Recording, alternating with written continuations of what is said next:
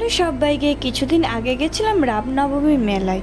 তো ঢুকতেই দেখলাম মন্দিরটা খুব সুন্দর করে সাজিয়েছে, আর এখানে রয়েছে শ্রীরামের মূর্তি। সত্যি মূর্তিটা দেখলেই মনটা ভরে যায়। তারপর রামের দর্শন করে আমরা চলে গেছিলাম মেলাতে। মেলাতে কিছু জিনিসপত্র কিনতে কিনতে দেখলাম যে এখানে র্যালি বের করেছে আর সবাই বেশ নাচানাচি করছে। আজকে থেকে যেহেতু রামনবমীর মেলা শুরু, তাই সব মেলা প্রায় খোলেইনি। আজকে এসে একটুখানি লসই করে ফেলেছি। তবে মেলার পেনের কালেকশন দেখে আমার কিন্তু খুব ভালো লেগেছে। ইচ্ছেতে হচ্ছিল প্রত্যেকটা পেন এক পিস করে কিনে নিই। আর এই টেরি বেলুনগুলোর কথা কী বা বলবো, শুধুমাত্র বড় হয়ে গেছে তাই লজ্জায় কিনতে পারিনি, নাহলে তো 4-5টা কিনে নিতাম।